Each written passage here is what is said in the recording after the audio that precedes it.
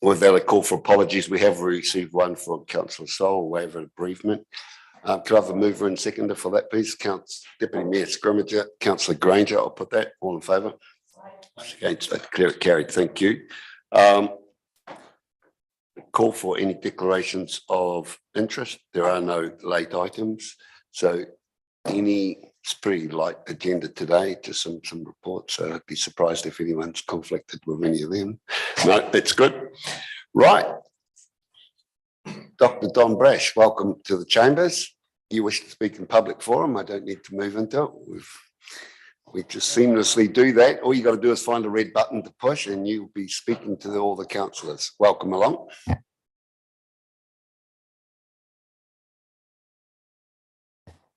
Right, thank you. Thank you very much. Chairman, I want to express my grave concern at the information which Council was provided on smart growth, agenda item 9.1, I think it is, particularly pages 35 and 36. What the table shows is that both Tauranga and the Western Bay District, houses in that area are outrageously unaffordable, not somewhat unaffordable, not very unaffordable, but by international standards, off the scale unaffordable. As the paper notes, the widely accepted standard of demographia, severely unaffordable houses are ones where the median house price is about 5 times the median household income in that area. In the Western Bay, the median house price is more than 8 times the median household income, and in Tauranga, almost 12 times. That's some of the most expensive housing in the English-speaking world. As the same paper shows, those houses are on average built on terribly tiny sections. The quarter-acre section of 1,000 square meters is nearly 3 times the size of most of the sections being provided for new houses today. This means that unless somebody has a wealthy parent who can provide substantial financial help, most people living in this area have not a hope in hell of ever owning their own home. That in turn means that some 40% of all the people in our area, I'm guessing the figure could be a bit higher than that, not the slightest hope of ever owning their own home, with all the disastrous social consequences of that. Mr. Chairman, I realise this council's 3 members of Smart Growth are in the minority and cannot themselves force a change in smart growth policies. But I believe strongly that the time has come to say enough. If we can't force a change in smart growth policies so that the average price of houses here in the Tauranga Western Bay area gradually reduce quite substantially over, say, the next 3 to 5 years, we should announce our intention to withdraw from smart growth, making as much noise as we can as we do so. In a country which is one of the most underpopulated in the world, we should be utterly ashamed of the present situation. Very happy to answer questions or respond to comments if there are any. Tracy. Councillor Cox. Coincidentally, this morning I was reading Oliver Harwich's article this morning, and by his calculation, if we took the 5.5 million New Zealanders and the 23 million sheep in New Zealand, we'd all still have 9,600 hectares each. Have you? So I guess what I'd say to that is, personally, I don't want to live in a country that's completely chock-a-block with housing all the way along every motorway between every connecting provincial town as well. So there has to be some balance there as well, I would think. But I don't really know what the solution is here, because obviously we're not doing the same as, you know, for example, I was out for dinner the other night, as you know, with friends from Tennessee. And so in Tennessee, you can buy a house there. This woman was a real estate agent. You can buy a house there. It's a 400 square meter house, and you can buy that for $283,000 $280,000 in it's Chattanooga, and you'll have a 3/4 of an acre section. And I mean, obviously, there's a lot more people in America and a lot more land, but I'm not sure how that works out proportionately. So clearly, we're not doing something right. I Well, just don't know that's- the solution is. That's right, and it's been the case increasingly throughout the country.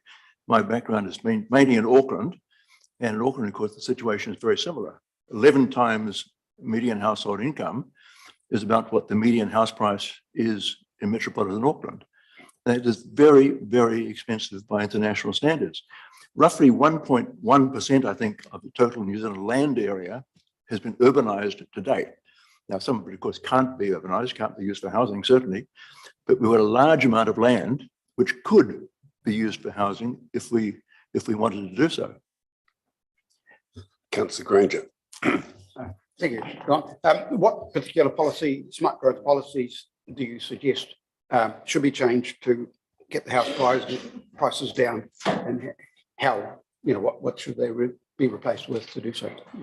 It seems to me the key issue is the price of land. I'm not familiar with the land prices here as I'm in Auckland, but 18 months ago, Anne Gibson, who's the property editor of the New Zealand Herald, looked at the average price of houses built by the 7 largest home builders in Auckland. The cheapest houses were built by Williams Corporation, and they were quite small. They were really apartments, average 65 square meters. The largest houses on average were built by G.J. Gardner. They were about 350 square meters. They were much, much larger homes. I'm sorry, 200 square meters, roughly 350,000. You say, how can that be? Price of houses in Auckland are $1 million and more. And the difference, of course, is the price of land. At the same time, late 2021, to be sure, they come back a bit since then, 400 square meters of land in Papakura, which is 30 kilometers out of the center of Auckland, on the market for $970,000 bare land. So you cannot build an affordable house when the section costs thick end of $1 million. So Yes, the key issue is somehow getting the price of land now down. Now, the mayor asked me a question earlier in the earlier session, who's going to pay for the infrastructure? Not existing ratepayers, surely. And the mayor, by implication, is absolutely right. Existing ratepayers should not be asked to pay for that expanding the city. It should be paid for by the new purchases. But again, to refer to the United States, as Councillor Coxhead did, a lot of those cities fund that infrastructure by long-dated bonds. So you're not paying for your infrastructure up front, as we do currently in New Zealand for the most part. Ironically, one of the people who best understood this issue was the man who we associate with failure in housing, namely Phil Twyford. Twyford absolutely understood that you have to fund the infrastructure which is over the long term, not up front, and you have to get the price of land down. And the Labour government went into that 2017 election committed to removing the urban boundary around Auckland, because that's in Auckland the key issue. You've constrained the city to be inside that boundary. On the boundary, the price drops precipitously, and not totally down because people expect the boundary to move, but a huge gap between the price of land on that side of the boundary and the price of land on that side of the boundary. Until you get the price of land down, we're never going to have affordable housing in New Zealand. Thank you. Councillor Murray-Bench. Dr. Brash, we get dumped on by central government often. And one of the things that now has come to the fore is the protection of productive land. Would you like to comment on that, please? 2 comments. Again, I don't know the Tauranga area as well as I know Auckland, but in Auckland, there's a vast amount of almost entirely unproductive land to the north of the bridge. Anyone knows Auckland well knows that during the Otea Valley Road exit of the Northern Motorway and the Silverdale one, 11 kilometres in distance, there's almost no houses at all, and the land is rubbish, certainly to the west of the motorway. It's poor quality land, perfect for housing. But even when high quality land is involved, and I have an orchard in Pukekohe, I'm aware of the very good soils around Pukekohe, There are significant parts of Pukekohe which are under pastoral agriculture, sheep and cattle. And it's not possible to justify having that land protected from housing at the cost of making housing unaffordable to Aucklanders. Quite my question, sir. I'm talking about Tauranga and the Western Bay, where we have kiwi fruit that we've got to protect and other produce. And so it's relative to here. Well, again, the question is, what is the most valuable use of a piece of land in, say, Snodgrass Road? Is it in kiwi fruit or is it in housing? As someone who has a kiwi fruit orchard, I value kiwi fruit land. But if the cost of producing kiwi fruit is the cost of making housing unaffordable for half the population, is too high. Right, Councillor Cox said you got me on a good day. I'll let you have a second, Craig. Thank you so much. So I realise your argument is around the cost of land, which I don't disagree with at all, but a personal observation from the construction industry side would be that we have a bit of a monopoly in New Zealand and our building costs are exorbitant as well. And, you know, you compare what we pay to construct a home here in New Zealand and weatherboard and roof it, you know, like corrugated roofing, as opposed to Australia where you're largely brick and tile. I know we're getting a bit more like that too, but probably a superior home, larger in Australia with more costly products than what we can produce here. So I'd be interested in your comments on that as well. Shortly after the National Government was elected in 2008, they set up the Productivity Commission. And the very first thing they were asked to look at was the price of housing. And they talked about that. I think one of them was indeed the price of materials, which are more expensive here than in Australia and other places. And that's partly because we tend to specify rather rigidly particular materials, but partly also because the government at the time felt that there was a monopoly element in building materials, and the government quite explicitly reduced tariffs to make it easier to import building materials in competition with the local production. The other three, there were four reasons that the Productivity Commission found for housing affordability. That was one. The other three all related to local government behaviour. One was the restriction of land. One was the very long consenting process, even within the existing boundaries. And one, related to that, was the fact that we have a large number of very small home builders. We don't have builders which come in and build 1,000 houses. And they looked at the industry. In fact, there are a very large number of home builders build only a small number of houses per year. So it's a fragmented industry. And because land availability is difficult, few builders can go in and build 1,000 houses anywhere. You've got to build one house here, 2 houses there, 3 houses there. Very inefficient way of building homes. Whereas the United States particularly, they develop a large block of land and build a large number of houses efficiently. So again, it's a restraint on the land supply, which encourages that inefficiency of actual construction. Right. I'll close it out there. Thank you, Dr. Brash, for coming in and talking. I'll pose a question to you now, though. You can come back another time and answer it. If we were to merge the two councils together tomorrow, zone all of Te Puna, all of Plumbers Point residential, 300 hectares in Paengaroa residential, there you go, no constraint on land. But Councillor Granger took an hour and a half to get here today from 15 kilometres away, and the whole place would collapse. I mean, the infrastructure is not there. You talked about the bonds, but anyway, I didn't want to open it up, but I couldn't resist. Like I said, I think you could zone thousands of hectares around Tauranga and not make one bone of difference to, because everyone would want to go piecemeal. Someone would start 10 kilometres away. That's the whole point of smart growth, to do it consequently. The smartest way to do it would be to open an area up and fill it up as fast as possible, fill the school up that you build, fill that up with kids, and then move on to the next area. That's logic, isn't it? Mr. Chairman, can just make one brief comment. I came to know Bob the Builder quite well when we were both in Parliament. And he told me he had an area of land adjacent to the boundary in Tauranga in which you could build 500 homes.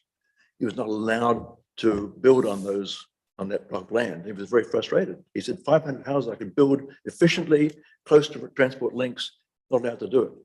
So Another time. Thank you. I'll close it off. I just wanted to ask, he said withdraw from smart growth. What would that be advantaged, Don? I'm sorry. If we withdrew from smart growth, what would be the advantage? Well, it depends entirely on what the alternative is. It depends whether this council is committed to reducing the price of housing in Western Bay. And clearly it can be done. You asked me not to speak longer, Mr. Chairman, so I won't answer that in length. Yeah, yeah. I know. But the moment you have a deal with Tauranga, as I understand it, which involves jointly planning the use of land. It does identify areas and stages to come on stream, correct? Right. Thank you very much for coming in. Councillors, with that, I'll get you to page 6 of the agenda today, Development Trends Report, quarterly report. Welcome, team. Natalie.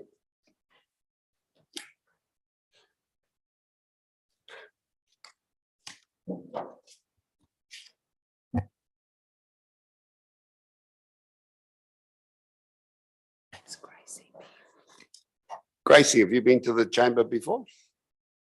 Oh, you have, of course. No? Yes, but I Oh, think it was a good. wee while ago. Oh, that's what it was. Yeah. Welcome back. Thank you. Right. So I'm the research and monitoring analyst here, and I'm just raising the report of the development trends report. It's a joint report with TCC under smart growth. This was done back in December. Obviously, we're just raising it now, so this just highlights patterns of development. In the sub-region, Western Bay Plenty is recognised as a high urban growth area, and some of the key findings were for the Western Bay, there were 500 dwelling consents issued, which showed a 40 dwelling decrease from the 2020 to 2021 year. New lots created were increased by 62%. There were 303 total issued, but only 3 urban growth areas increased in new lots, which were West Waihi Beach, Bowen Town, Katikati and Amakoroa. And all other rural areas with new lots created decreased, besides from the Makatu and Te Puke ward. There were 189 more dwellings consented than smart growth projections. The average selling price increased by 33% to just over 1.1 million year in 30 June. It also highlights the change in dwelling typology in the district, seeing more multi-unit and duplexes, especially in Amakoroa. We've got changing demographics there. We've got more families moving into the area. You've got the school that is going to be built, and so obviously we're going to expect to see more families. And there are less standalone dwelling typologies, or standalone dwellings being built in the district. Yeah, happy to take any questions, but there is an executive summary which highlights the main findings of the report. And Amakoroa has the largest remaining dwelling capacity of 2.5 thousand dwellings roughly, and Te Puke 1.5 thousand is at June 2022. Thanks, Gracie. When you've been around this table as long as I have, we've been through some glowing reports like you've just delivered, right on top of a big slowdown, and we slumped down to 50 new lots or 30 new lots in the whole district. So yeah, I'm sort of hearing my friends in the building industry saying no new homes are being ordered or anything, and I'm just thinking, are we at the top of that cliff? But anyway, that's not part of your project. That'll be what you tell us in 6 months' time. Councillors, any questions on the development report? So Murray Bench, Councillor Joyce. On page 8, clause 14, I thought it was really quite horrific to see that the prices had increased from 833,000 in June 2021 to 1,114,423 1 year later, reflecting a 33% increase overall. Yeah. Is this going to, in your experience, in the research that you're doing, is this trend going to continue? Not exactly a homeowner myself, but I would expect housing affordability. It is obviously increasingly difficult to buy a home, but I don't think we're going to see houses drop in price. in the next years. It has to. A couple of questions, just following on from Councillor Murray Benja's question. Are these numbers adjusted for property types? Because obviously there's a wide variation of property types. So a 33% increase, if it's not adjusted, could well be a change in property type selling, right? Because an apartment is very different to a mansion.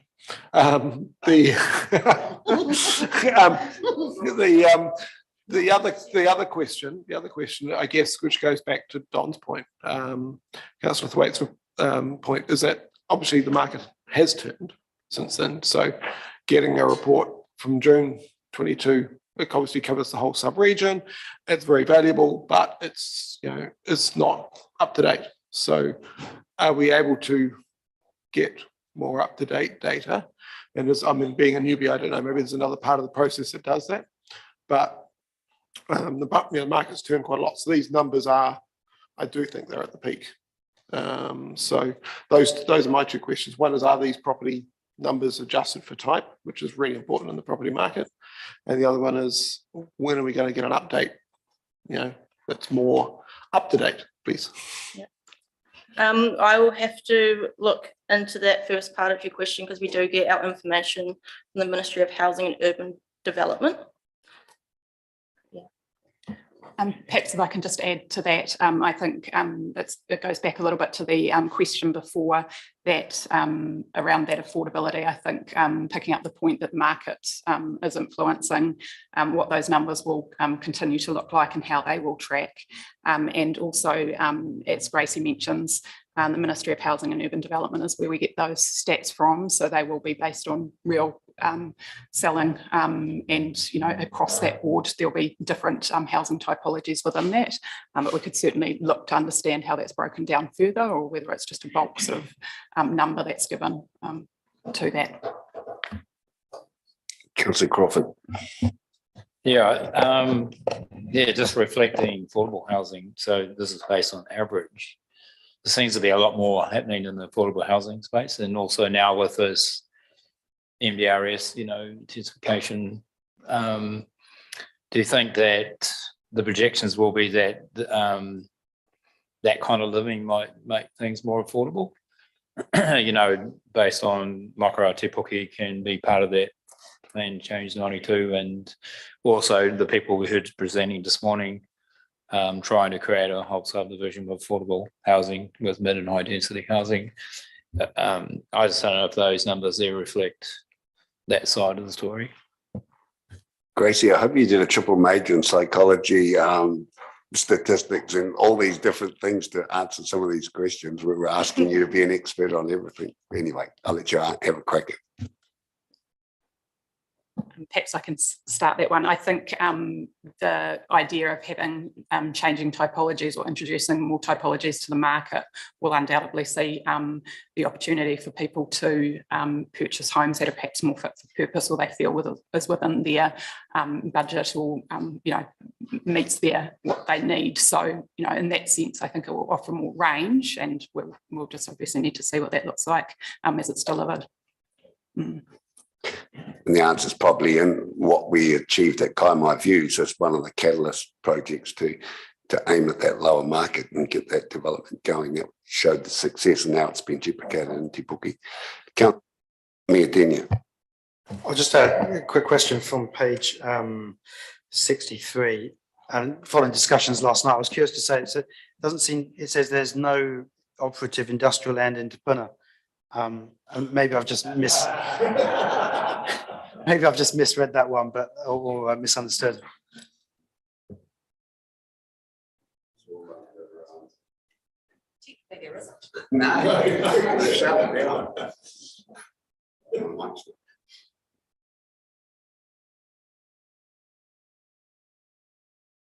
Sorry, just getting to that page now.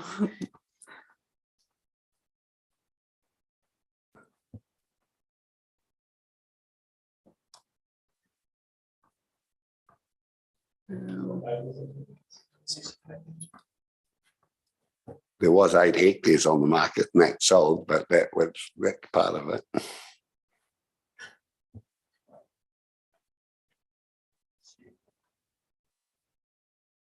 Yeah,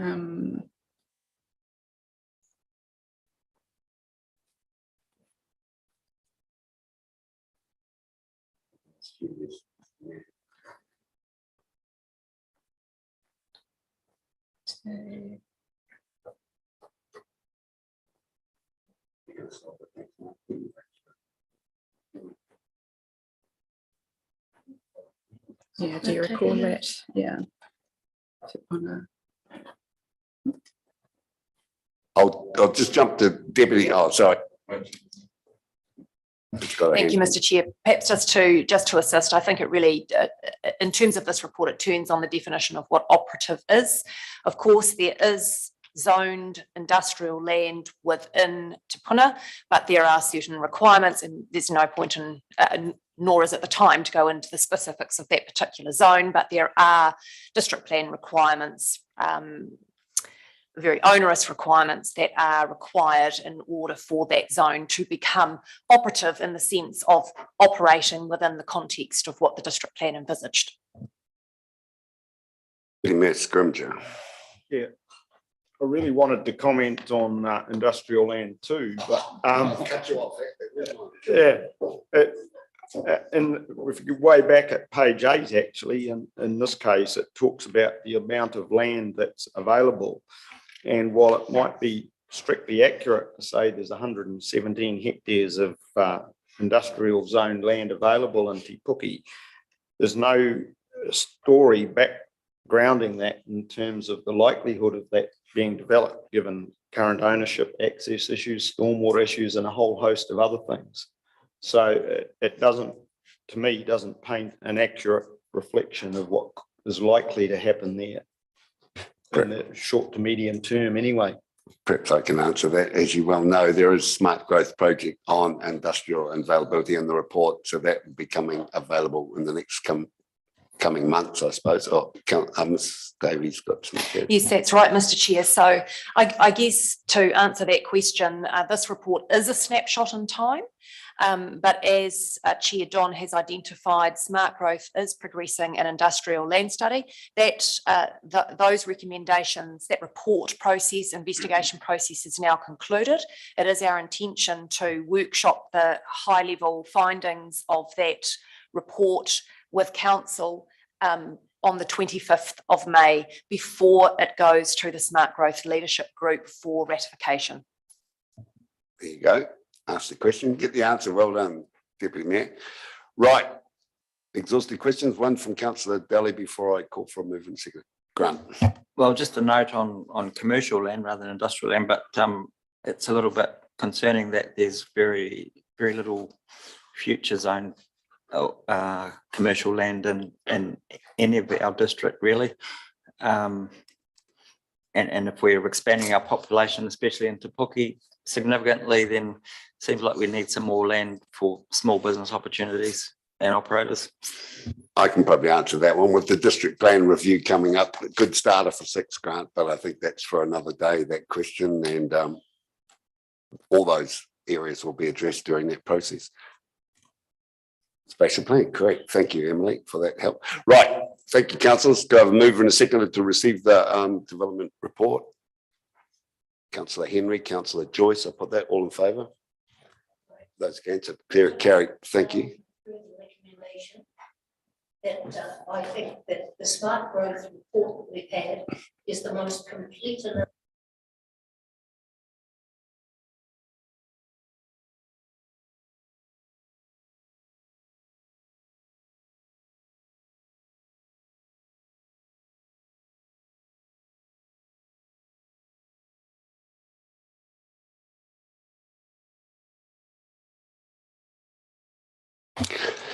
they have to, they're there round the table.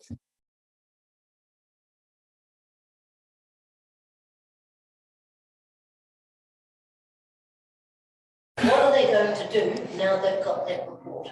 Can I suggest that maybe we hold the workshop that Emily's talking about, and then maybe, I realise it'll only be a workshop, but then get some firm things to take forward, going forward for smart growth, rather than ad hoc stuff here today, just about picking out something out.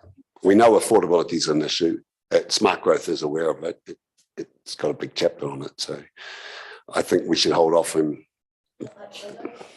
That doesn't add up to me because by the time Emily has her workshop, then it's got to go to another committee. And I think Smart Growth could be actually starting the work really smartly as to how to make sure that this sub-region becomes affordable. That has to be the issue. You can't leave young people like we've got with no home, no possibility of having a home. I'm happy to indulge if you think that's going to make the bus go faster, but I have my doubts. Oh. Thank you, Mr. Chair. I was just going to say that the fundamental premise of the Smart Growth Partnership, of which we are a partner, a key partner, is an emphasis around spatial planning, and in particular, a long-term need to open up land for housing as a critical lever to improve housing affordability. So that is the settlement pattern as a part of the spatial plan. And in the short to medium term, so that's the long term, is what areas, what priority development areas are we planning to open as a sub-region to provide land for housing for us? That is both Te Puke and Omokoroa.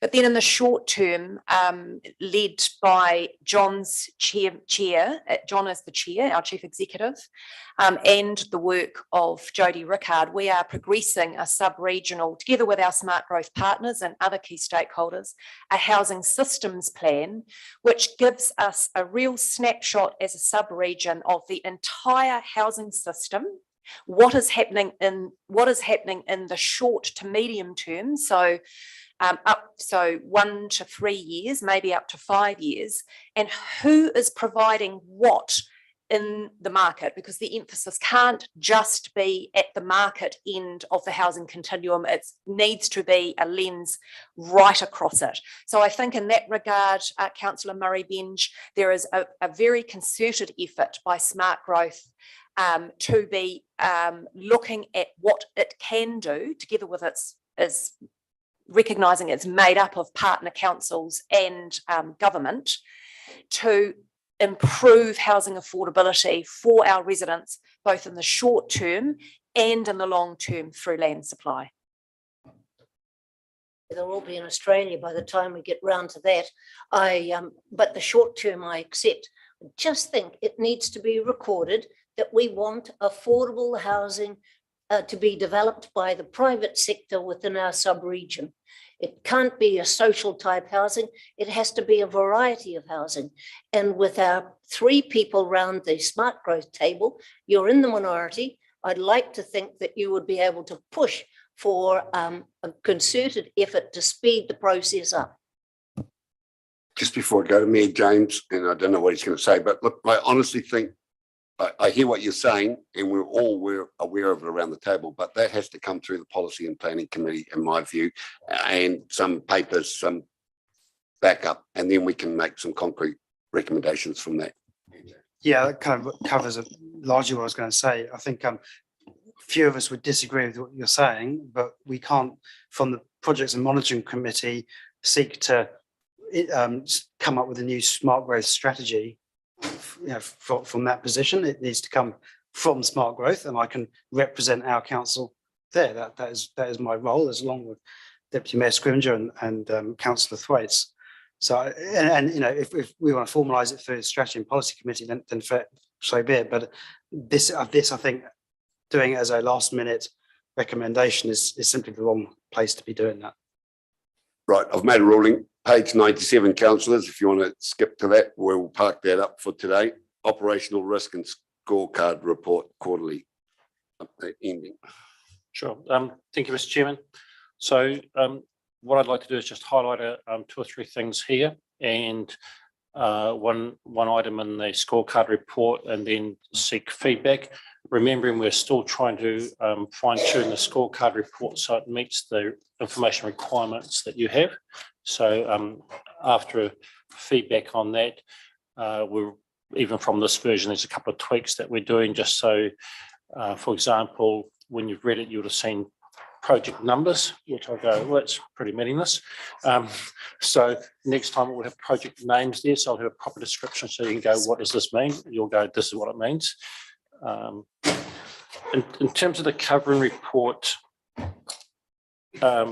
storm damage is an issue, and I'm actually aware we've got a couple of items later on the agenda. Jim will be talking about where we're up to in terms of the repair and reinstatement of the storm damaged roads. In terms of emergency management and response to events, so last week we had the heavy rain and the heavy rain warnings. So Peter, as controller, decided to set up the emergency operating centre, a partial setup. So the response was that he and Kerry and a number of others weren't here till 10 o'clock on, I think it was the Tuesday night, just in terms of needing to understand what was happening and the information we're getting through our service requests and through Westlink. Customer services stayed behind for that period of time because that's when we were getting the range of calls. So it's probably just to provide that assurance that we have a team that just swings into action based on the weather events, and we have the delegation such that Peter could just make that call and set it up, and that's just what happens, and the organisation swings in behind and goes, this is the response that we're doing. So that's what we do in these emergency events. So perhaps is there any questions on that in our operations in terms of that side of things? Councillor Murray Bench and then Councillor Crawford. 2 Mile Creek, we decided that we needed to actually clear the entrance to the sea every time there was a heavy rainfall. Is that still occurring? 2 Mile Creek's, in terms of the entrance, is probably less of an issue in the heavy rainfall, because when we have heavy rainfall, that washes the sand out, unless there's a large wave event happening at the same time. What we do is, though, as part of the normal response, is particularly at Waihi Beach, where we've got known issues, is that our contractors go and check the particular hot points in terms of the stormwater network and ensure that those are cleared before the rain event happens. Can you explain to me, just for us who are new, Gary, about the scorecard? You know how that works, and just also well done to the EOC and that event you're talking about. From our perspective, there was a good line of communication and response. So thanks, Pete. Cover the scorecard just a bit later.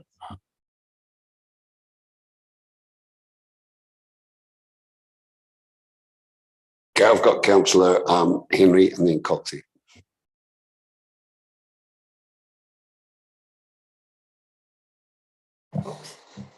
Grass mowing and vegetation. We are saying in the community what you have, the information you've given us, why service delivery is not where it should be, and that the contractors are losing money. And I'd like to know, is that money being utilised in other contractors to be able to help fulfil?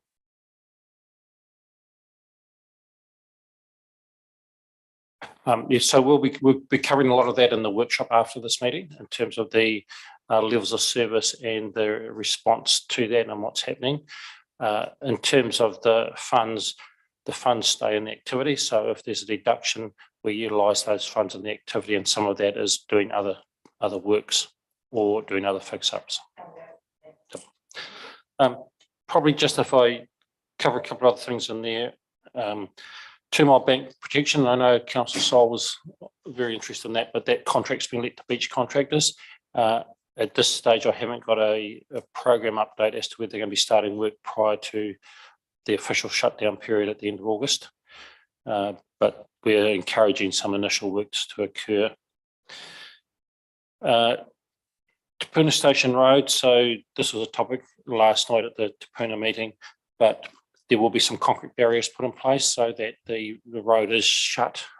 So that's happening either last week of May, first week of June is the current planning for that. The cycleway will remain open, but it'll be closed for road traffic, and the barriers will be in place to try and avoid or reduce the incidence of rubbish being dumped and antisocial behaviour that occurs there at the moment.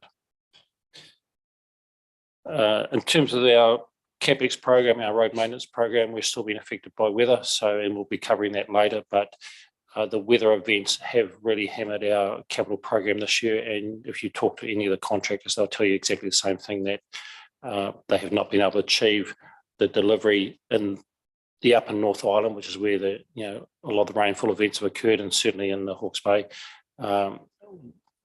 just due to the unseasonal or the different weather conditions. And again, for grass mowing and vegetation and elder housing, in terms of the Heron Court, that work is underway in terms of the site works, and there will be an arborist on site today. In terms of the scorecard, perhaps if we go to page, grab it, oops, page 107. So when you look at those colour graphs, it's probably a little counterintuitive, but when you look at the colour coding, the blue is target met, the red is partially met. So the red's not necessarily bad, it's just partially met in terms of the standards we set. The green's not met, so it's the green that's not met, and the purple that's hasn't commenced. Those are the ones that are probably not up to program, but the others are on program or thereabouts in terms of the blue and the red. It's just those colours. Normally you'd look at red and go, oh, that's traffic light red, not going right. So I just need to explain that component. It's on page 107. 107, yeah, 107. And from there, I'd probably just take questions or the other comments on the scorecard report. Yeah, I've got two further questions here. I've got Councillor Coxhead, followed by Councillor Murray-Bench, followed by Councillor Daly, 3 in a row. Oh, I've actually got two questions now. So the just the 2 Mile Creek, how long was that? I understand there's that period where their work can't be done, but how long is the works intended to take, excluding that period? We were expecting them to be back in there pre-Christmas. So pre-Christmas, and then a little bit depends on the weather and the water levels. So it is still affected by that. The expectation would be by the middle of the year, so the end of the financial year, so June next year. Okay, thank you. Second question, we've got a large portion of green under regulatory in the scorecard. What was that relating to? I probably need to get Alison to answer that question, but it should match what's in the on page 112. Just found page 112. So, sorry, your question again, Councillor Coxon? Just the amount of green and purple showing on the regulatory scorecard, on that part of the scorecard. What was it relating to?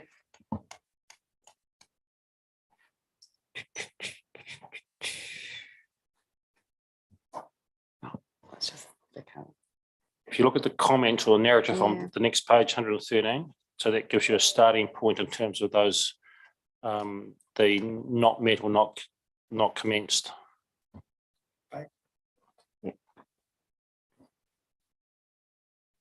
So the narrative there is that so our building services service request target has been partially met for the quarter. So that's our response time to service requests. The other projects, none of them have met their targets for the quarter due to the high work volumes. So there are specific projects that we have that are related to so one of them I know is, and just off the top of my head, is around delivery of our inspection program, but there have been delays in that, but they're intended to, based on resourcing, we'll catch up on those. So we had some staffing shortages in certain areas. So I can get more details on those. Yeah, probably got a little bit more detail, just found it, Alison. So those are 3 process ones. So these projects in here are also processes about our internal processes. So it's not just external projects, it includes internal processes. So the three in the regulatory one was application and plan checking, it's the process. The second one is building services, it's request for further information, it's the process. So, and the third one is building services code compliance certificate process. So these are, I suspect, with the processes have been fully updated or tracked. I mean, Alison, you might know a bit more on those ones. Yeah, it's probably more around the reporting information. So we've recently been going from our existing system to the new building portal, and there is some of the reporting statistics are not available at this point in time. There is a second phase in terms of the objective build portal, which is basically to have our dashboards all up and ready for some of that reporting. So we should be squeaky clean for the next time around. Right, Councillor Murray Bench, followed by Councillor Daly. On page 98, Te Puna Station Road closure, an assessment is being made of the options to either reinstate a one-lane section or to close the road to vehicular traffic while retaining the cycleway. Are we taking into account the antisocial environment that occurs down there if we do close that road? I think it's quite serious. There's a lot of drug dealing, there's homelessness, and it just seems to be not a nice place to be. And no, it gets started on the industrial land. Those will be factors we take into account as part of that assessment. However, probably the main factor will be the impact on the traffic flows, and particularly that if it's a single lane, it'll be an exit from Te Puna. There will be a community consultation process about what the community's views is on closing it or reopening as a single lane. Reopening as two lanes will be extremely difficult and expensive. Say again? Reopening as a two-lane road will be very difficult and expensive. As I said, it's indicatively $4 million. And we will be struggling to justify that and get the funding for it. But it's possible to do a one lane. It's possible to do a one lane, so that would be less than $1 million probably. So that's the order of cost. We haven't finished the assessment yet, but it would require fixing or doing some remedial work on the slips, on the underslips, the slips towards the river, and also potentially boardwalking a section for the cycleway. I just ask, Sir, what is the I've lost it. There's the treatment of the banks where the slippages are occurring, and you've got there, can't pull it up. You've got a screen or something to go on the rock face. Is that your intention? Hydroseeding. So that's essentially you spray a grass seed and paper mulch onto the slip face to grow vegetation to try and reduce the future slippage. Yeah, the reality is that hillside will keep slipping in heavy rain events. It's been doing it for I don't know how long, Jim, but every year or two we have a slip there which closes the road. Right. Councillor Daly, I guess you turn that microphone off, Trace. Yeah, mine is about page 99, capital expenditure, roading maintenance, grass mowing and vegetation. The comment, well, I mean, Gary, I know, I mean, everyone's probably aware that you need several fine days to dry before sealing. And I think a few years ago when we were doing the Te Puke Highway, we had some works done in the wet weather and then they were constantly revisited to try and remediate. We're sort of up against a rock and a hard place, I guess, in terms of actually finding a windows big enough these days to get those several fine days. So are our contractors pretty much at a standstill because of these current weather patterns? And I'm just wondering if you could comment on weather-related contract claims. Is that our way or the contractor's way? I'd probably go answer the second question. It's never our way. So a contract weather-related claim would typically be for costs incurred for any extension of time because of weather delays. So it depends on how the contract's set up as to what those costs are and who is liable for them. So under the Westlink contract, because it's a lump sum, those components for some parts of it sit with the contractor. If we look at the Prol Road contract, there would be ability for weather-related claims with that.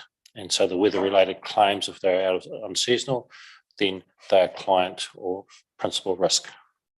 So that increases the cost of the contract because you have to cover the contractor's, I guess, downtime, holding costs relating to the weather. Are you saying if we ask them to extend their construction season, we pay the price or try to maximise what we're getting in any given year? No, it's more that if there's a 3-month contract and there's been a month of rain, then they can go, we want a extension of time, which goes, we want a month's extension of time, but that extension of time comes with a daily rate. And so we pay an additional fee for the daily rate extension of time. And so that's always a negotiation to start with, is going that you have to prove that the weather event has cost there's been a loss of productivity and a loss of time, which then means they're eligible for the extension of time.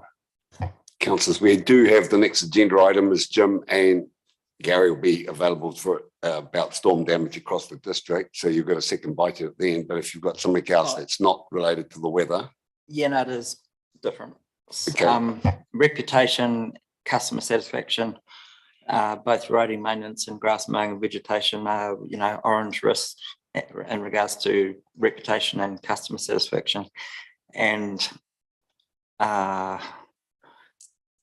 just wondering if we can maybe do a bit more publicity or media release to try and explain, why we're getting these non-performance problems. Obviously, most of it is weather related, but both Andy and myself had a meeting with someone who said, look, we know things are difficult, but why don't you just put something in the Boogie Times and tell us what's going on, why you're having these issues. Maybe I'd feel a bit more comfortable as a ratepayer. All I really want for my rates is to see my town clean and tidy. I'm not seeing that. Why aren't I seeing it? Sometimes a simple explanation in the paper might help with that. I think that's a good point. So we did it during the season, we did it at Christmas, we had those press releases out. So Peter was very deliberate in terms of the reserves grass mowing. We knew with the weather this was an issue, and we have continued, but perhaps not with that press release or media release every 2 or 3 weeks going, we've had more rain, the grass is growing. We do expect that there's some understanding from people that if they can't mow their lawns, that we struggle to mow the public lawns. It's the same issues facing both people behind the lawnmower. So, and that'll be covered in the more detail we've got of that in terms of the workshop. In terms of I guess you're going, we want our town looked after. We also want our towns to be looked after, but we're not always achieving that. And so we do rely on the customer feedback to go, this hasn't been done, or this is looking shabby. We do have inspectors out there, but the road inspectors tend to focus on the roads rather than necessarily probably the amenity component of the towns. And that's one of the things we're looking at, going, how can we alter this going forward in terms of our new contracts? Thanks, Grant. You'll have an opportunity this afternoon in the workshop on that very topic, but good for bringing it up. Councillor Granger.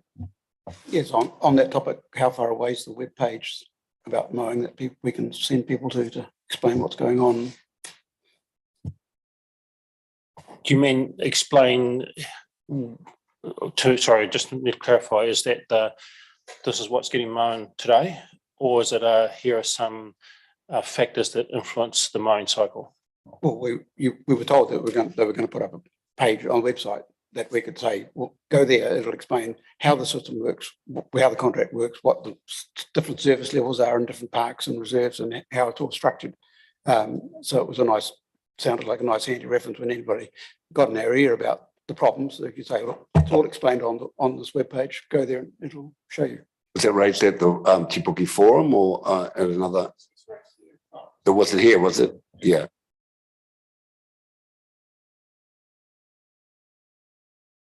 I'll maybe tease it out this afternoon a bit more. Yeah, I'll have to follow up on that. I'm not sure. Yep. Okay, team, can I have a mover and a seconder for that report? Councillor Granger, Councillor Wickers, all those in favour? Please say aye. Those against, declare it carried. Thank you. Jim, you might as well come to the front rather than sit behind half of the team. Storm damage across the district. We've had a bit of an hearing during that part. You can fill us in on the bits left over and why Williams Road is still a lake at the moment. Tell us about that. Good morning, everyone. So in terms of storm damage, we've got in the report there the graph, which shows a very unusual year compared to previous years. So it's just very unusual. You can see the scale of the likely costs, and we're not at the end of the year yet. So the number of events, the cost, cumulative cost across those years just shows the pressure that has been put on the network and our contractors right across to maintain the levels of service that we're expecting. Good news is it's heavy rain forecast for Friday and Saturday as well. Bring down some more slips for you. Yes, very unusual, and it seems like it's occurring every fortnight. The good news is we've been able to progress the original 15 or so road closures. So we've pretty much got everything open except Te Puna Station Road. In terms of significant responses, we've had the upgrading for number 4 road residents, for the detour route. We've got the Bailey Bridge installed now. We've undertaken repairs to Washer Road while the East Coast Main Trunk Railway was down due to that anniversary weekend event, and we're fortunate enough to use private access over private property, negotiated by Westlink on our behalf. We've reopened Oropi Road now, the bridge approach that had scoured out, and we've reopened Wairau Road to the point of unsealed access, and we currently have a design there, and we're purchasing, I think it's about 80 poles to try and reinforce the ground there that's very, very weak and saturated. And also Lund Road, we'll keep monitoring Lund Road. We've done a little bit of pavement repair there to provide access, but we're doing some investigations in terms of what appears to be a larger landslide movement up there, which affects the road, but it also affects private properties above and below the road. So that's an ongoing piece of work that the geotech and geologists are currently looking at.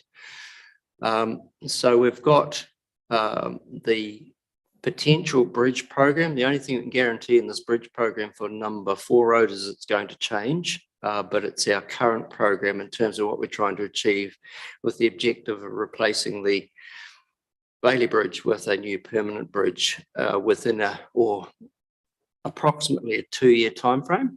It's possible that might slide as well, but it's our attempt at this stage. And then later in the report, we've got some locations there on a map which shows where the events have occurred, mostly in that anniversary weekend event. And it's not unusual for when we have a weather system coming off the Pacific.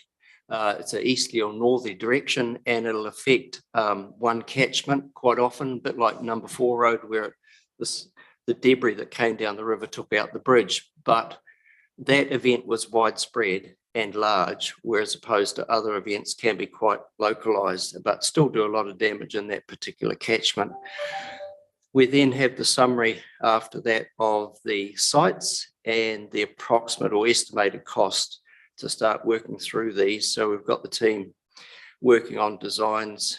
We've been talking to Waka Kotahi in terms of trying to maximise the amount of work or level of delivery we can achieve before the end of the current year, because we get that at 91% FAR as opposed to our usual 51%. So it's quite significant. So we're going as hard and fast as we can to spend as much of that 3.7 million before the end of the financial year. So I think that covers pretty much what's in the report, and happy to answer any questions. Jim, I've got one. Just situations like that flooding up at Williams Road, aren't we unable to address that faster than 5 days, or? We would like to address it faster. It was coned straight away, but getting the right resources to attend and correct and clear the culvert, presumably which is blocked, and drain it is our objective. So I think that occurred today, is occurring, but it's taken a while. And those resources are on call 24 hours a day. They have been pretty stretched. Right, I'll go around the table. Councillor Joyce. So, I mean, I'm presuming it's too early, or you would have told us, but we've just had a government announcement about storm repair damage. Do we know yet anything about where we fit into that? No. Just no. the press release so far?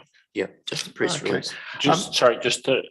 We're expecting a letter this week to clarify it, but we haven't received it yet. So we've been advised that something's coming, but the storm damage announcement talked to Rawhiti, Hawke's Bay, Auckland. Yeah. But we're assuming that includes ourselves and Coromandel, because we're in the regions that have been deemed to be affected by the cyclone. Okay, so once we get that letter, if we could let us know the gist of it or the highlights, that'd be good.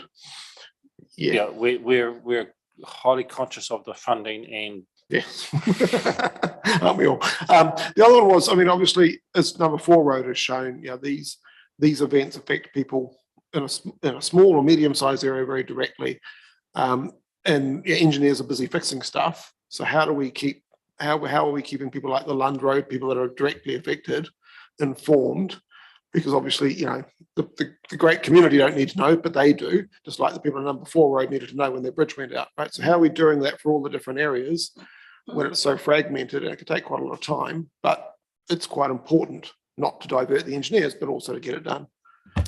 Part of our process, for instance, Lund Road, we did letterbox drops to inform those affected by the work that's going on. Same with Wairua Road. So quite often we'll have one spokesperson offering to be the Facebook manager for that road or to communicate what's going on.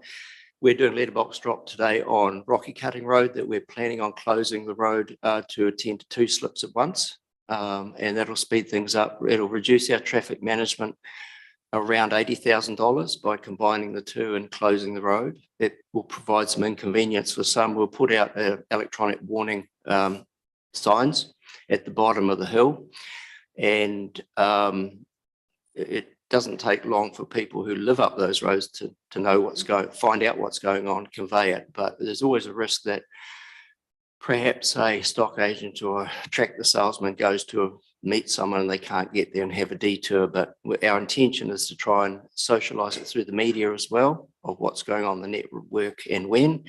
Some slips that we haven't got to might generate a service request saying, what are you doing? When are you going to do it? And we can respond that way. Can I ask that when you do a letterbox drop or any other communication area, that you actually CC a copy of the email version to the ward councillors and local community board members, so that we can actually help with that? Because I've not seen anything about Lund Road, for example. Okay. Councillor Coxie. So just a question about the cost of the number 4 road bridge. So it collectively it's 9.8 million. That's with repairs to date plus the proposed repair, which, and I appreciate it's probably incredibly important as well, but it brings me back to Boona Station Road. We can't have 2 lanes at $4 million, and essentially traffic's being held up all the way to, Pahoja this morning. So to me,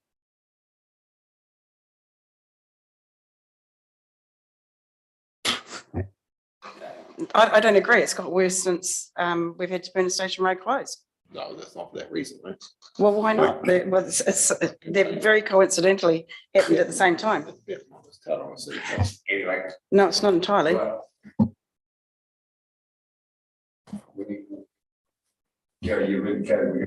Gonna bring a report on Station Road. Yep, we're not there yet. So as I said, our focus is on some of the other sites first. It's because there's alternative access on to Puna Station Road, so it's not stopping people accessing their properties, where somewhere like Wara or Lund or some of the others, another weather event, it goes again, we've got people cut off. So they become our priorities for fix up. Right, councillor, I said I'd go around the table. So Richard, you're away. I've got Margaret, Grant, and then I just want to compliment our staff because the way they responded during the first emergency, putting in a Bailey Bridge, I forget which road it was, but we had 3 people in here absolutely desperate to see some connection made. And I thought we responded really well. So I want to say thank you. I saw Jane Nees yesterday and she says there's a serious slip in Joyce Road. Do I put a service request in on that? Yes. Or can you yes. action it? Well, we need to know about it, so I expect we do already, but if you think that, or Jane hasn't put one in, then definitely put one in. It doesn't hurt to get 2. Just a point too, in terms of our slip repairs, in our dealings with Waka Kotahi, we're only funded to put back what we've lost without any improvements. So I have a lot of discussion around improvements, and sometimes we might want to relocate a culvert, and there's a debate around is that an improvement or not. So we are constrained in our funding, and sometimes we might try and do some improvements to get a better longer term outcome. Well, sir, I agree with Councillor Cox. Councillor Daly. Yeah, just on what Jim's just said about the culverts. I've been and looked at a lot of these slips over my side of the district, and one common thing is that sitting down in the clay and the mud is normally a big concrete culvert, that's been washed out and sitting down in the rubble now. And I've identified another one in particular that, and there must be a whole heap of them around the place, that's there was a fence sort of washed over the bank, and I went down to have a look what's going on here, and I see this concrete culvert sticking out of the bank on a corner where all the stormwater goes from the other side of the road, under the road to this culvert. It's sticking out about that far from the edge of the bank, and it just drops straight down this big face of the bank. And with water going through the culvert, it's just another big slip that's going to cost another $1 million to fix if it washes out. It seems like we need to identify all these culverts and maybe put a sock or something, or improve the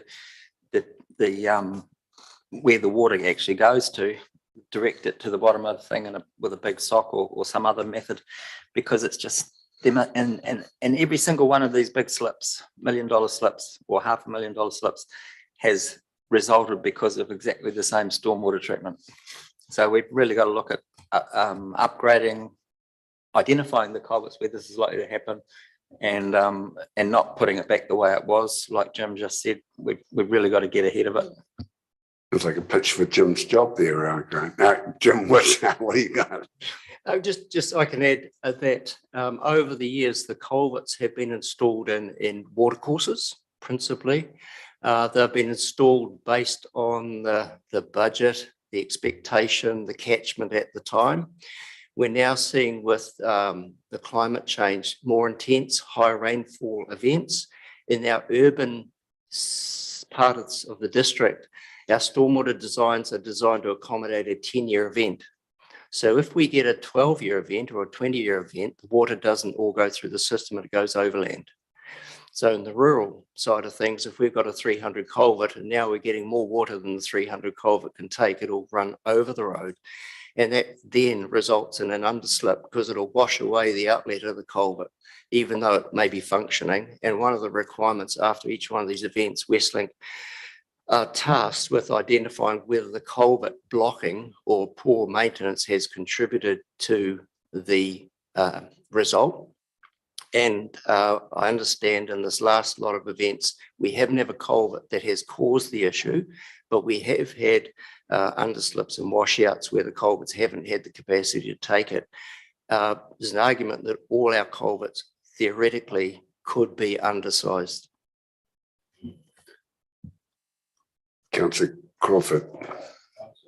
Yeah, I know. Go for it now. You're up. Just going back to that funding, 91%. So up to June. So you try and busily.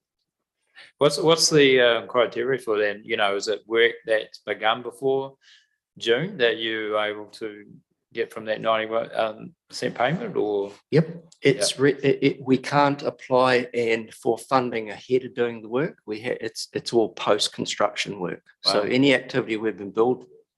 So it's a very short window, isn't it? It is a very short window, but at the same time, it was the initial response of work we knew we had and could do. The next application to Waka Kotahi will be for the slip repair, the physical works. And we are wondering whether we'll be dropping back to 71% or the government through the budget process might offer further assistance in the for the next year. Thanks. Councillor Henry. So going back to what you had said about Waka Kotahi only replacing what was there and not necessarily upgrading or making it better. What's your process? Obviously, if you think it needs to be made better, you would be trying to make it. So what's the process you go through in deciding what you will invest more money in?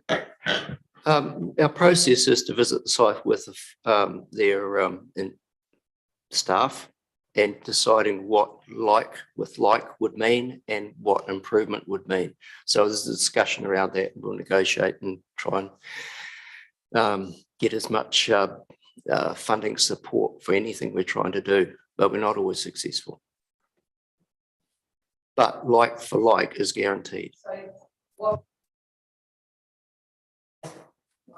And your camera. Have you got other avenues of finding funding, you said, other than your own budget? No, we got our LCLR budget, but if we consume that, we're not using it on the other projects we're planning. Right, it appears our four wise gentlemen on the right are all happy. No, one's not. Councillor Wickers. Just in regard to the number 4 bridge, just acknowledging the fantastic job you and your team did. It was in the backdrop of a difficult situation and skepticism by some people there. So what was delivered was certainly well received. So thank you very much. Going forward, just in regard to the new bridge, there is a level of interest from the users to be.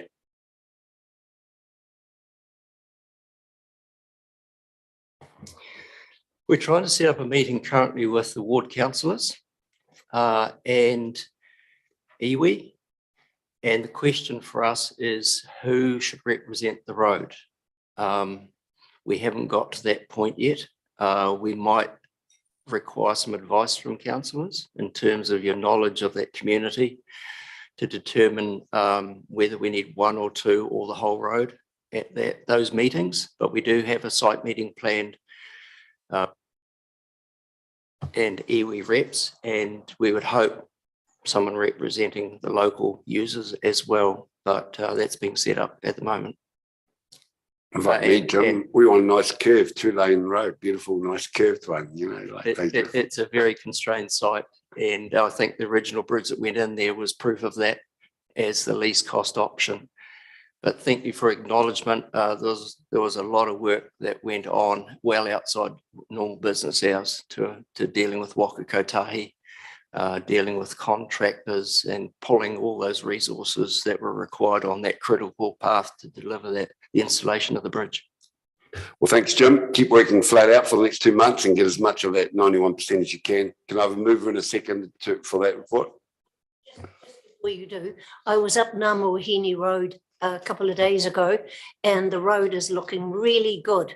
And so the repair culvert and rock outlet are looking good, but there was flooding over the road quite considerably. I just could maneuver my way through it, and only just.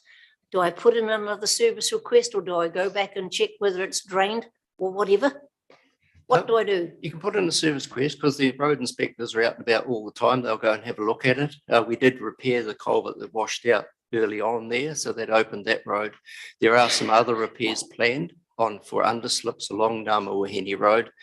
But as I said before, when we have those big events, a lot of water goes overland and will flow across roads and down roads. So and pond in locations where the drainage is not adequate. So it is draining away now, but all the rivers and streams are very full at the moment. Thanks, Jim. Right, moving to second that, Councillor Daly, Councillor Henry, put that all in favour. It's carried. Thanks, Jim. Kerry and your team, do you want to come to the front, or are you going? Yep, might as well. Solid waste update. Page 136.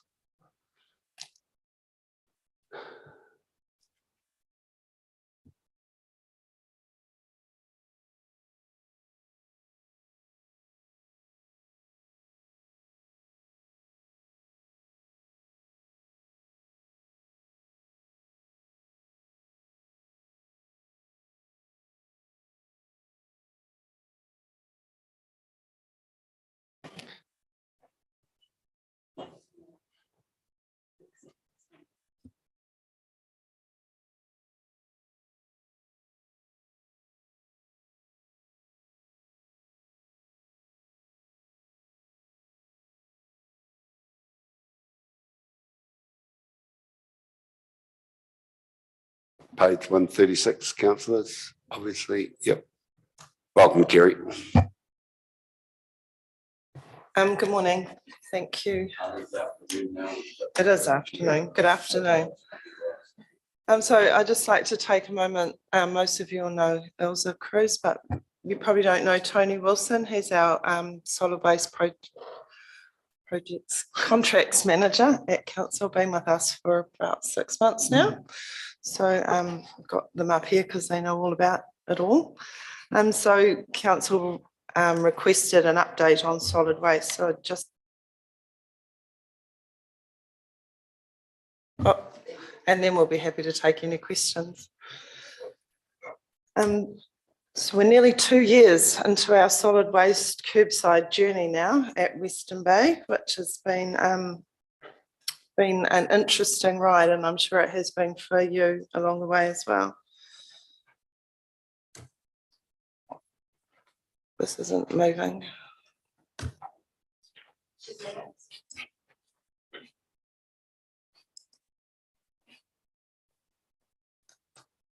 Yeah. Just check something.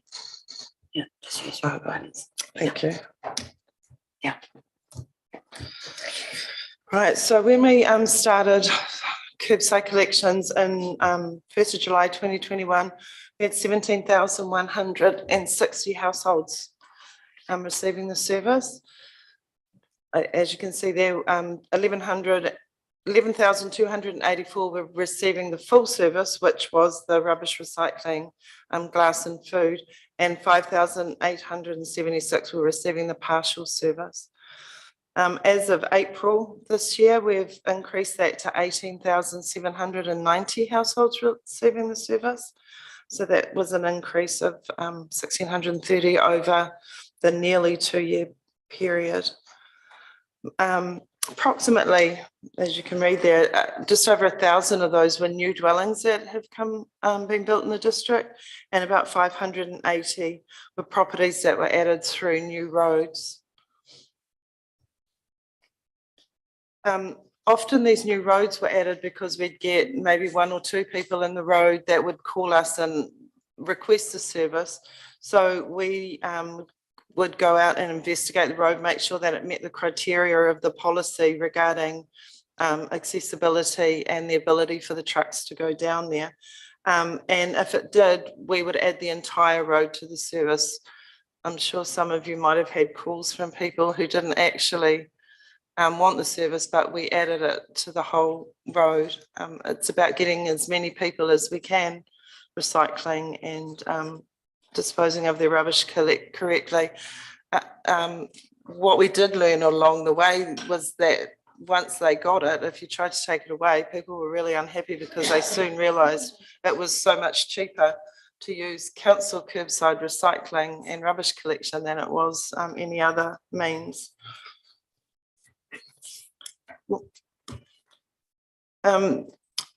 One of the problems, one of the things that we deal with and try and work through is contamination in our mixed recycling bins. Contamination currently sits with us on a 3-month average at 20.5%. We have to pay extra in our contract for anything over 10% contamination. We're still doing pretty well because the average contamination going through the materials recycling facility or MRF at Tamanga is 30%. So it's TCC, us and Whakatane and some commercial collections that have their recycling going through the MRF. So we're still doing pretty well, but we recognise that we need to do some work with that on our communities and with our communities, and we try to do that just through education campaigns. I think we've got a question from Councillor Granger and Dally just on this. Just on this point, if you can just stick solely to this contamination recycling at this stage, talk to the slides, and then we'll tidy it up at the end. Murray, you had to go. Yeah, so how is that contamination detected and at what stage in the process? So I'm going to talk about that in the next slide, if I may. Is at the end. Thank you, Councillor Joyce. Good advice. Gary. Yeah, our new deputy.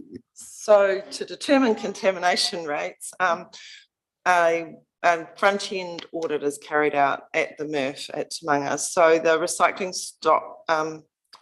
truck drops their entire load onto a big concrete pad, and then they take a bucket of the load and they sort it, and so that's how they get the contamination rate. Then the rest of the truck and the bucket load are still sorted and recycled, but clearly it costs more when a truck's contaminated than when it's not.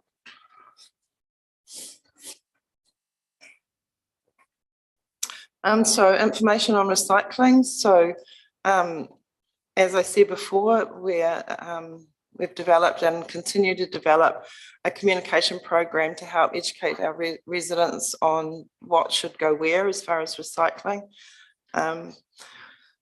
We've also included a regular timetable for our rural mobile recycle trailers. The service has been well utilised and been welcomed in our rural communities. Of interest, might be of interest to you, it was to me, of where our recycled products are sent to. So glass goes to OI, the glass processing facility in Auckland. This is the only one in the country. Plastics, the number ones, go to Flight in Wellington for the production of plastic punnets. 2 and 3 are sold on local markets. Just whatever local markets will take them at the time.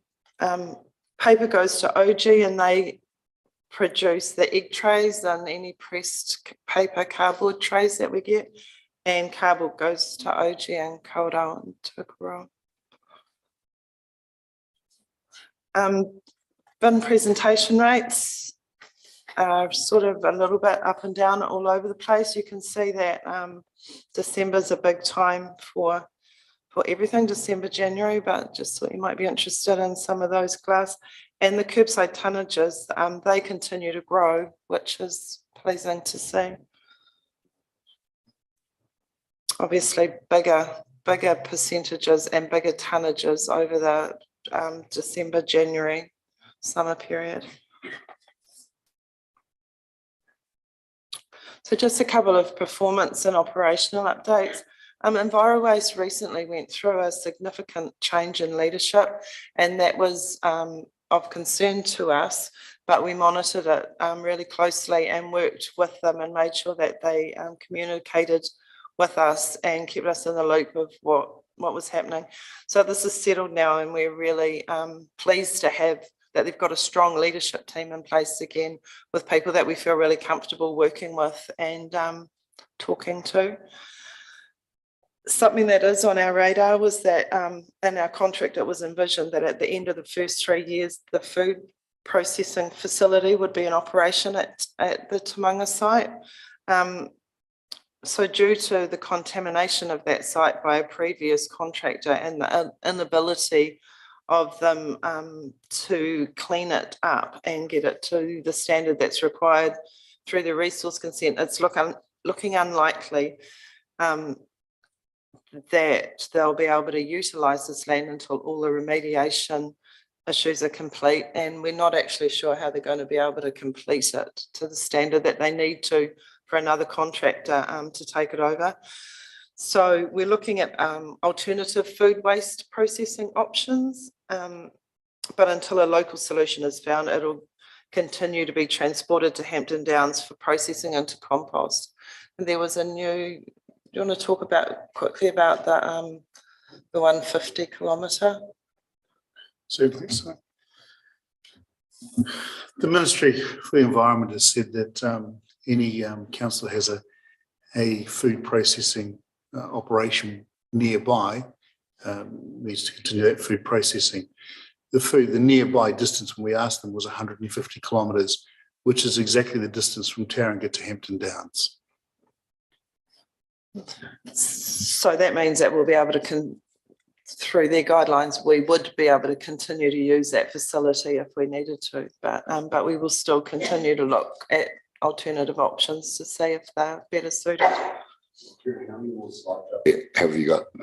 Not very many, about 4. Do you want something on this topic right then? Yep. So what's the current status with the Rapara food processing plant? That's one of the alternative options that we will be looking at. That site, we've been over and visited it. It's very cool site. Yeah, EcoGas. Yeah, so we are looking at that as one of the options. Right. Yeah. I've been bringing Mayor Denia in right now too, Sinead. Yeah, just going back to the contamination. Can you explain what the main item of contamination is? Is it food in with the plastics, or what's it? What is it?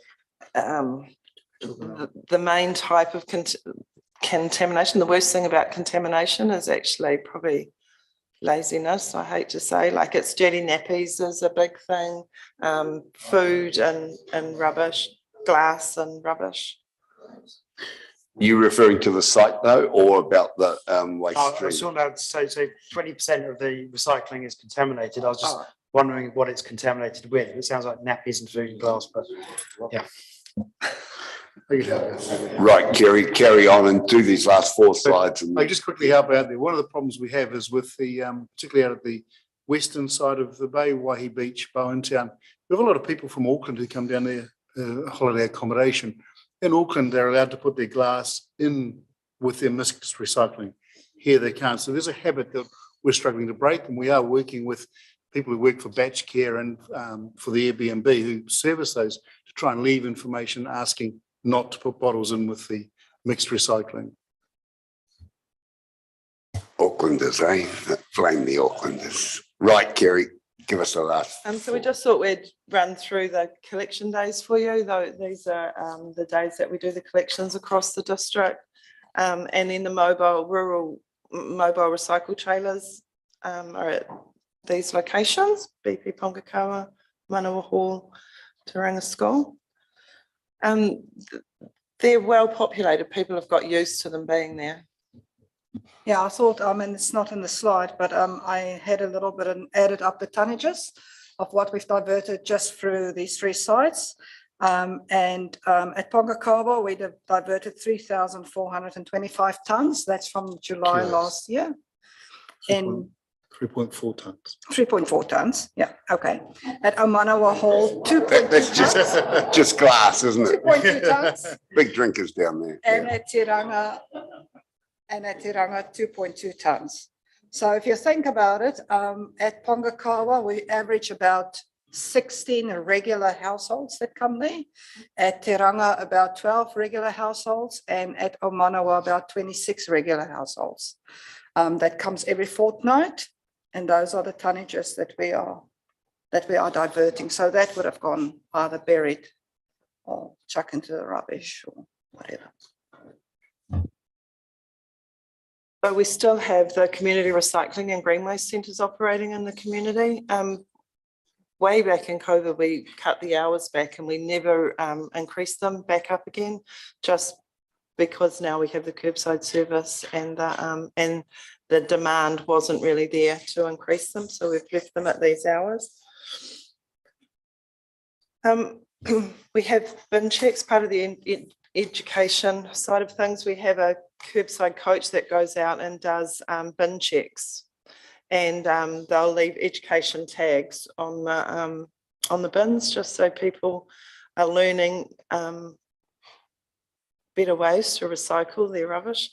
And they also check for contamination and things like that. So that's just an example of some of the things that get put into the bins, glass and rubbish bins, or glass and recycling bins.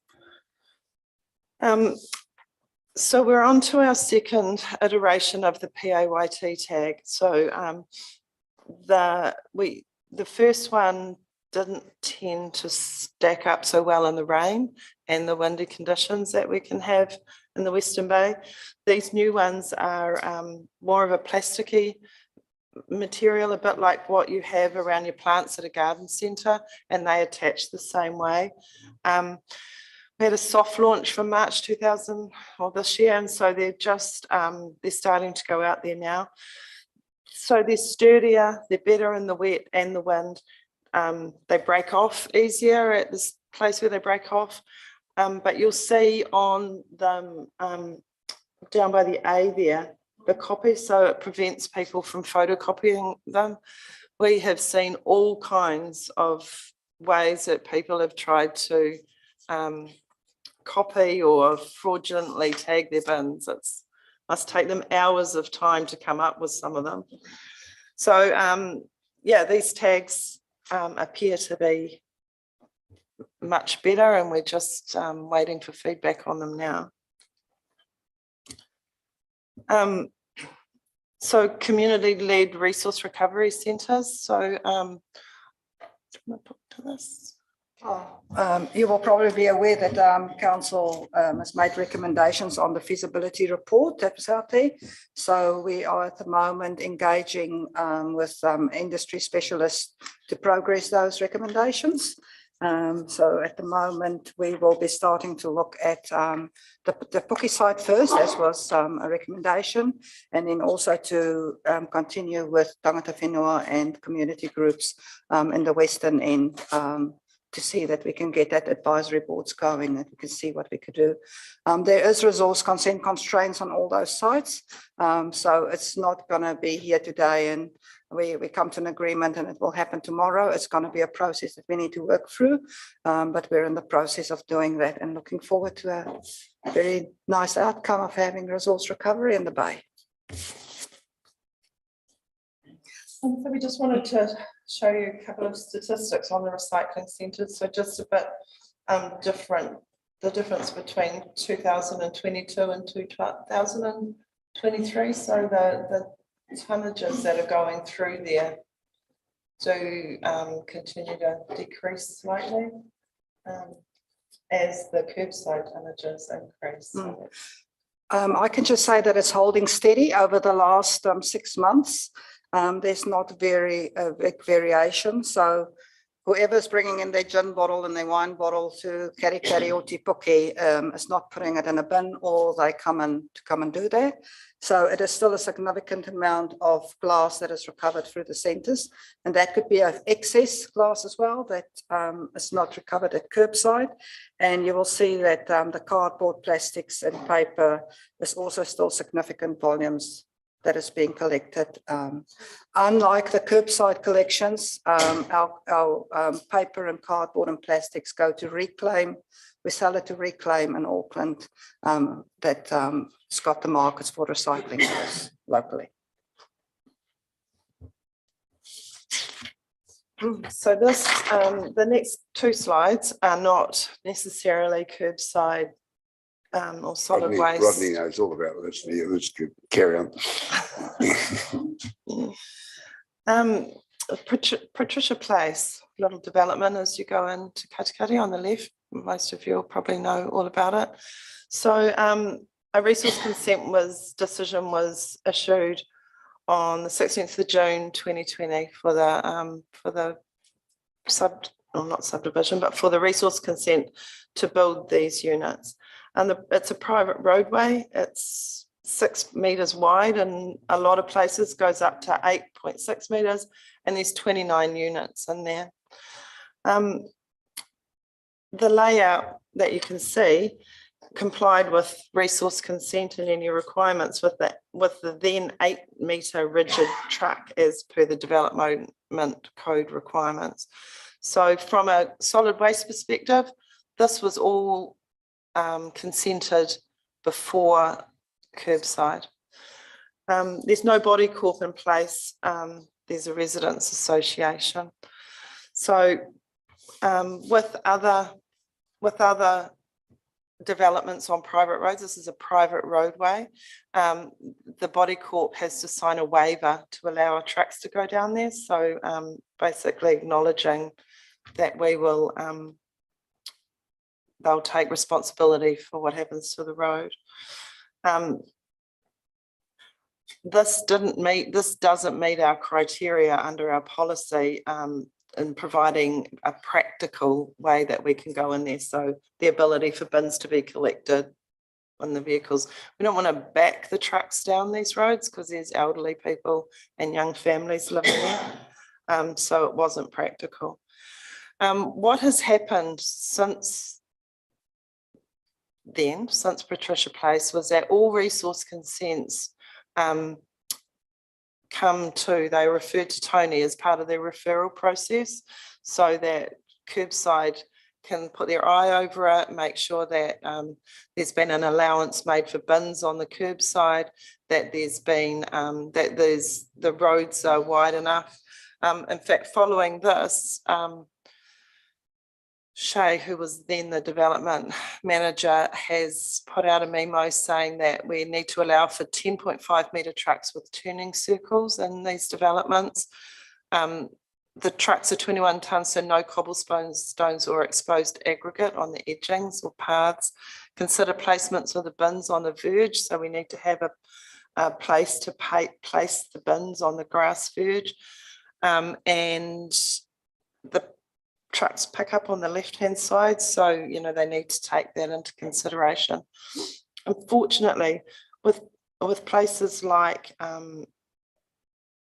with Patricia Place, you've got these houses on these really narrow road laneways, and then you have people parking their cars on the laneways as well. So it makes it very difficult for both the rubbish trucks and for the emergency services should they have to go. And currently these units are now being served by either red bags or cleaner bins, and they need to take their recycling down to Katikati. It's not an option for them to all put their bins out on the state highway for collection because that's not safe for the trucks, and they won't collect along that state highway.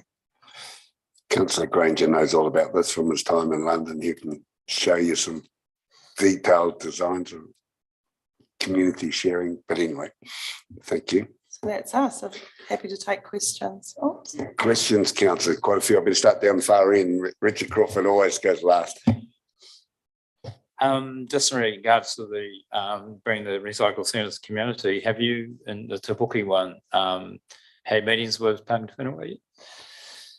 With the local iwi, especially Te Puke? Yes, we did. We had one on about 3 weeks ago with them, and there's ongoing meetings. Yeah.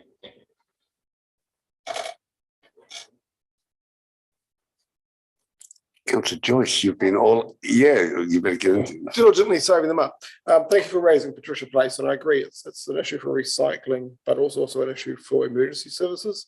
The fire engine needed to get in there for a fatal heart attack and couldn't get back out again.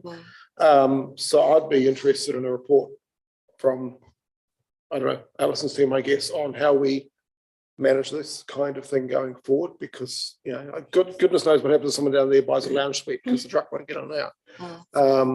And referring it to the solid waste team, we should also be involving, you know, the emergency services and some of these planning matters as we intensify. We're going to intensify, so how can we do it without screwing, you know, the fire engines, the curbside recycling, burner to truck access if someone wants to move house, right? So can we get a report back at an appropriate moment? I realize this is not it, on how we can balance the intensification that we're being driven towards with that, with those needs, right? Because it's a new environment that we're in, and we've got to learn as we go. Does that sound a reasonable request? Gary's nodding, Alison's nodding, good, thank you. A couple of other questions. Are all the marae now covered? Because I gather Otafifi got missed in the first round. And what about commercial premises? Are we got any plans to expand to that? Because, you know, some of us produce a lot of cardboard. So first of all, marae, they can be included. They weren't in the blanket rollout. They can be included. What we found difficult with marae is that in the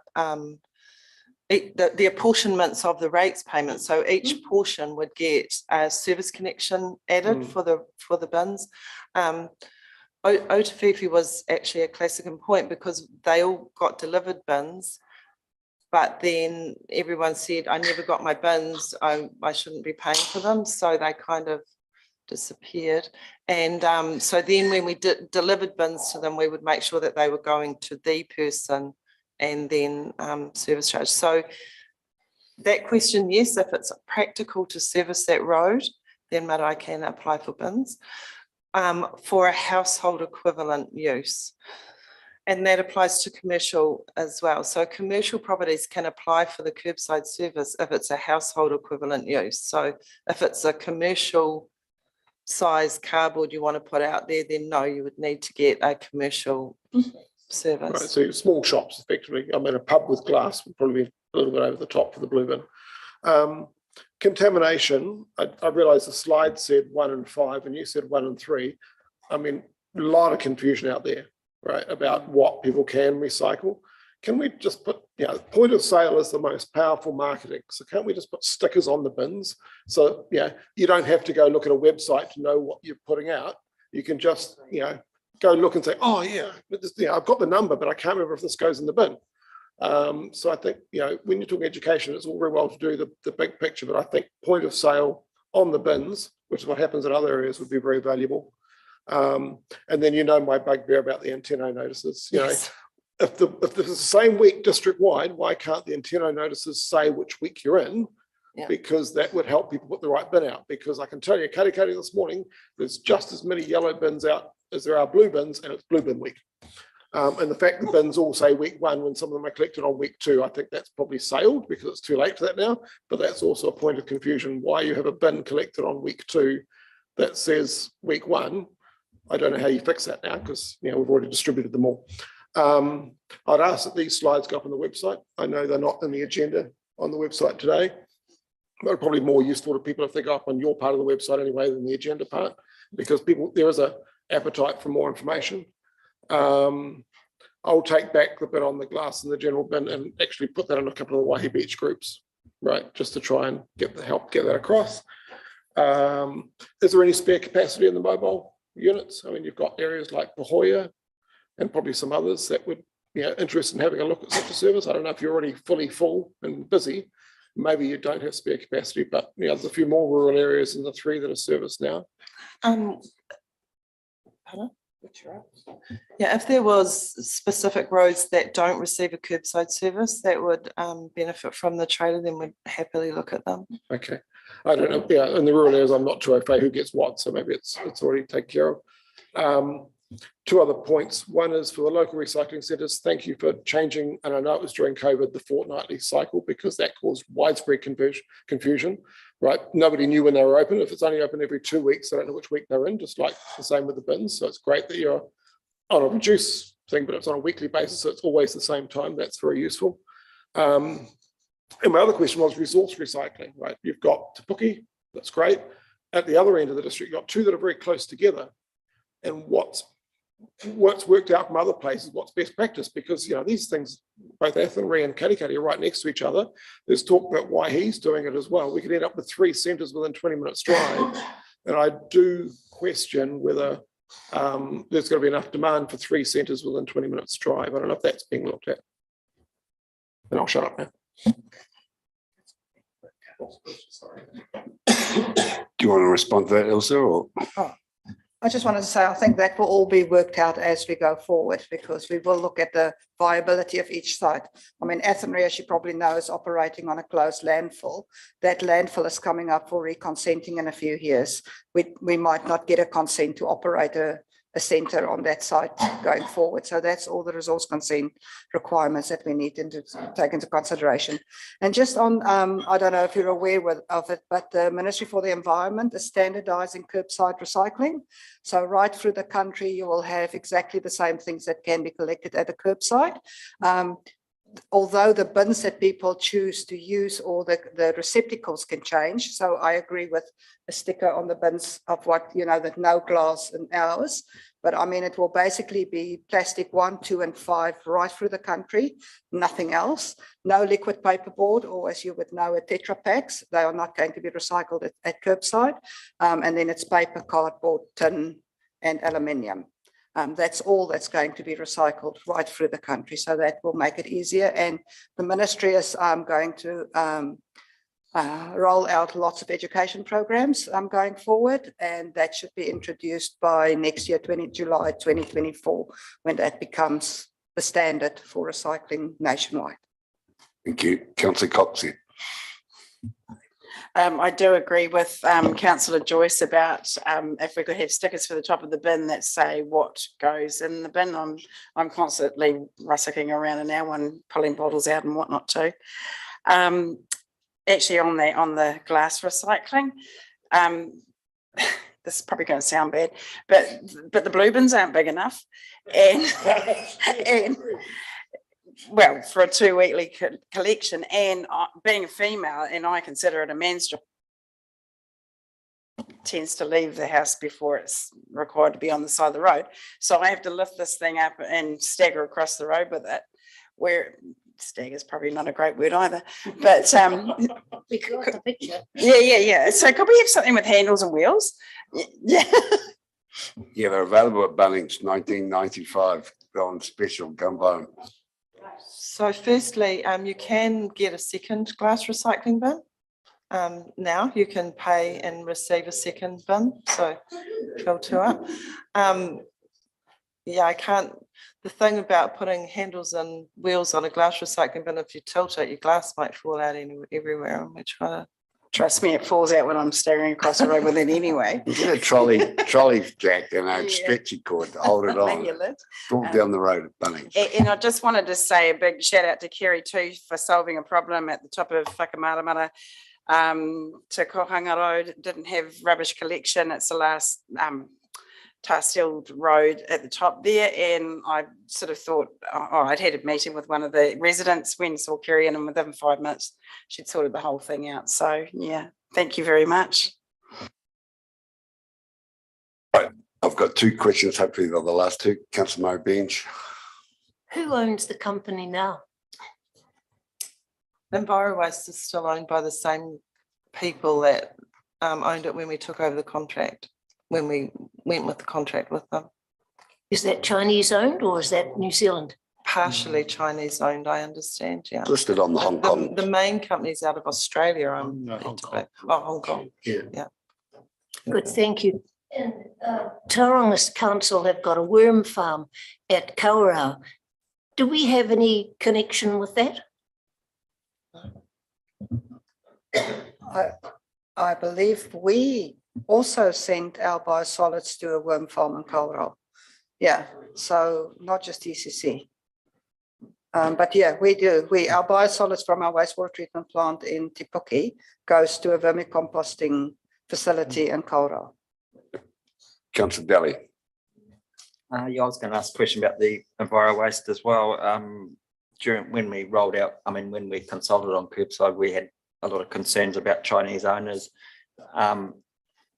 Some of us did a visit to up to Auckland and we called into the Pyro landfill, and that's owned by Waste Management, who have Chinese owners, and they commented that they felt that there was very little influence or interference from the Chinese owners. But I'm just wondering, have you noticed any in the Enviro Waste company, have you noticed any undue influence, or do you even notice that there is a Chinese owner and the employment? Grant, have you studied Enviro Waste? Do you see how much impact they have right across America? They're a massive worldwide organization. They're not just Chinese. They control waste streams all over the world. Yeah, I guess I'm trying to get to some sort of assurance for those few people that are left that feel we shouldn't be doing business with Chinese companies. Yep. So firstly, from our level, our contract level, none at all. We've had no interference or interaction. But Tony actually worked as before he came here, he was the manager for Enviro Waste in Taupo, so he could probably comment on that. So Enviro Waste is owned by one chap, and it's CK Industries. They're quite large, and Enviro Waste is probably one of their smallest businesses worldwide. So they own a lot of tourism holdings, and Enviro Waste is their only waste business. So they're quite a large organisation, well run. There's no interference from CK or Hong Kong in the operation here in New Zealand. It's run from Auckland. And just my second question, if you go back to the reduction presentation trends, curbside presentations, yeah, I noticed that the refuge, would I be correct in thinking the refuge is reducing? Maybe it's not. I thought it might have been, you'd expect a bit more over December, January, but I just thought it hasn't. It's pretty consistent. Yeah. We're hoping that people are putting more in their recycling bin than they are in their waste bins. Yeah. Councillor Murraybean's last question. One further comment. Rodney mentioned and it's really not for, it is for the rubbish trucks, but it's also for ambulance and fire service. You've got to be able to get those into any development. And so I think it's something that should go to our subdivisions or our planning section and make sure that anything that's developed within our sub-region, you can access the jolly thing, especially in the urban area. Right, thank you. So could I leave that with Yep, Mr. it's Ellis? been noted. Yes, it's part of the work. Thank you, Kerry and team. Thank you coming in. Could I have a mover and second for that? Councillor Joyce, Councillor Cox here. All those in favour? Aye. Those against? Carried. Look for the room to move into confidential, public excluded. Councillor Crawford.